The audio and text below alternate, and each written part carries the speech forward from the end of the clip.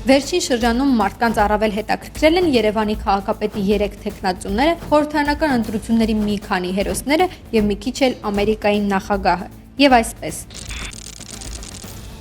Տարոն Մարգարյան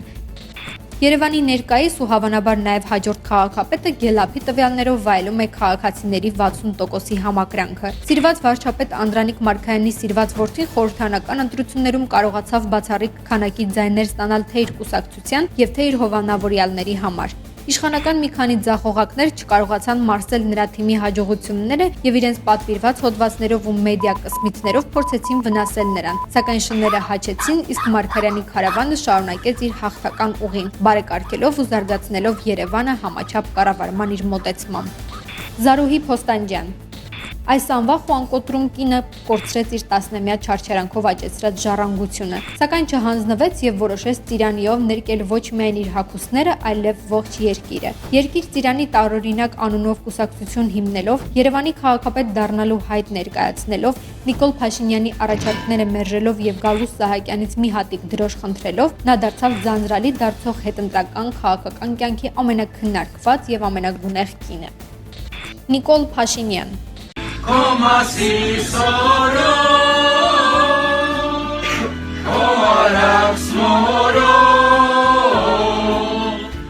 Երգելով Երևան դարձած իմ Էրեբունի երգը նա թևերը քշտեց եւ որոշեց դառնալ մայրաքաղաքի ամենալավ գլուխը, սակայն նրան հիշեցրին, որ ինքը երևանցի չէ։ Հանրության առաջադեմ զանգվածը վրդովվեց շովինիզմի նման դրսևորումից մոռանալով, որ նրա ներկայիս ամենահարազատ գործընկեր Մարուքյանն ամիսներ առաջ նրան փորձել էր դուրս անել Վանաձորի քաղաքապետի ընտրություններից, ասելով, որ նա վանաձորցի չէ։ Այս սրալեզու իջևանցին ապահովեց իր թիմի մուտքը ազգային ժողով, իսկ հիմա էլ փորձում է մի ելք գտնել ամենաանդիմադիր եւ ամենաիշխանական երկու ուժեղ թեկնածուների հետ մրցապայքարում։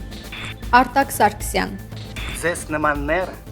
հայտարարում են ռեսպուբլիկա բացականչեր հայտնի ֆիլմի հերոսը լսելով թե ինչպես էին խորհրդարանական ընտրությունների ժամանակ սա սուպերմարկետի աշխատակիցները կորզում նրանց ձայները։ Շատերի համար բացահայտվեց այն տեխնոլոգիան, որով ՍԱՍ-ի սեփականատեր Արտակ Սարգսյանը վերընտրվեց падգամավոր։ Այսպիսով ոչ մի անգամ խորհրդարանում բերանը չբացած եւ ոչ մի օրենսդրական աշխատանք չարած ՍԱՍ-ի Արտակի համար քվեարկեցին 5 անգամ ավել պատժից վախեցած, շլյապան դրած ու ձայներ հավաքած, բերած ձայների գյորասիրո քաղաք Փարիզ գնացած եւ սա սուպերմարկետում ստրկացած այլ խեղճ ու կրակները։ Այդ քո կարծիքով որ շլյապա ես դրել, պետքա չտենանք, հա, որ զրո ձայն ես բերել։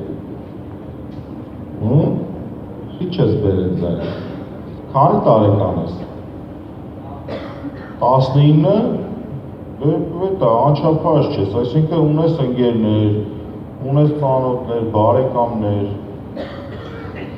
Արաբկիրում ունես ընկեր, ինչի՞ չես բերում իր ձայնը։ Արմեն Մարտիրոսյան Իր դաշինքի խայտառակ ֆիասկոյից հանրությանը փոքրինչ շեղելու համար նա հայտարարեց, որ ելք դաշինքի թիկունքում կանգնած է նախագահի փեսան։ Փաստորեն նա հավատացել էր փեսայամերձ մի քանի անհատների կողմից շրջանառվող այն միֆին, թե Միքայել Մինասյանն այսօր որևէ նշանակալի քաղաքական ազդեցություն ունի։ Այս ամենից հետո Մինասյանը խոստովանեց, որ նա սոսկ շարքային դեսպան է եւ խնդրեց, որ իր հերավոր մենության մեջ իրեն լրացուցիչ ցավ չպատճառեն։ Իսկ Մարտիրոսյանն էլ մոռացության մատնվեց իր չհաջողված օրոդաշինքի հետ միասին։ Արմեն Ամիրյան Հայ մշակույթի մերօրյա հայրն ընտրություններում իր կուսակցության հաղթանակից թևեր առած որոշեց ազգին մշակութային նոր բարձրունք ապահովել եւ ռեստորաններով լցնել օպերայի տանիքն ու շենքը, ինչ անում ենք արվեստի համար ենք անում սկզբունքով։ Քիչ էին օպերայի շուրջ եղած բոլոր սրճարաններն ու զվարճանքի վայրերը, հիմա էլ նա որոշեց հայկական արվեստի վերջին օջախը վերածել շահութաբեր կապիտալի, այն դարձնելով ռեստորաններով, մարզասրահներով ու շոգեբաղնիքներով հարուստ զվարճանքների մի կենտրոն։ Սամվել Կարապետյան Հարուստ Ռուսաստանահայերի ակումբի նախագահը լայնորեն քննարկվեց, երբ խոստացավ մեծ ներդրումներ բերել Հայաստան։ Ռուսաստանի ամենահարուստ հայը եւ Հայաստանի ամենամեծ բարերարը քննարկվեց նաեւ, երբ լուրեր շրջանառվեցին ու չհերքվեցին, որ նա պատրաստվում է գնել Արմենիա հեռուստաընկերությունը։ Այնուհետև քննարկվեց, որ իր եղբայրը Կարեն Կարապետյանը կարող է դառնալ ազգային ժողովի նախագահ։ Այս լուրերը իրականություն դառնալու դեպքում նա ոչ միայն կգլխավորի այս, այլև շատ ու շատ ուրիշ տասնյակներ։ Դանիել Իոնիսյան Նա արշավ սկսեց ՀՀԿ-ի համար ձայներ հավաքած դպրոցի տնօրենների դեմ եւ հրապարակեց նրանց գաղտնի ձայնագրությունները, իսկ տնօրեններն էլ սպասեցին, որ ընտրություններն ավարտվեն եւ նոր վերականգնեն իրենց պատիվն ու արժանապատվությունը, այս խեղճ երիտասարդին դատի տալով ու նրանից միլիոնավոր դրամներ պահանջելով։ Կարևոր չէ, թե ինչպիսի իրավական հիմքեր կան այս գործում, կարևորն այն է, որ այսուհետ իշխանության համար ձայն հավաքողներին բռնացնողները կիմանան, թե իրենց ինչ դատ ու դատաստան է սպասվում նման անշնորհք արարքի համար։ Դոնալդ Թրամփ Համաշխարհային կարևորության մեր ընտրությունները շաքարով, իսկ ավելի ճիշտ իր հրթիռներով կտրեց աշխարհի ամենահզոր երկրի ղեկավարը, երբ որոշեց ռմբակոծել Սիրիան։ Հայության մի զգալի հատված Ռուսաստանի շահերից ելնելով խիստ բարկացավ ամերիկյան այդ ագրեսիայից։ Իսկ ամերիկյան քաղաքացիները համոզվեցին, որ Թրամփն էլ Հիլարի Քլինթոնի չափ տղամարդկություն ունի եւ կարող է հակադրվել Պուտինին, զենք կիրառելով այնտեղ, որտեղ ամիսներ առաջ գնդակոծում էր Ռուսաստանը։ Գալուս Սահակյան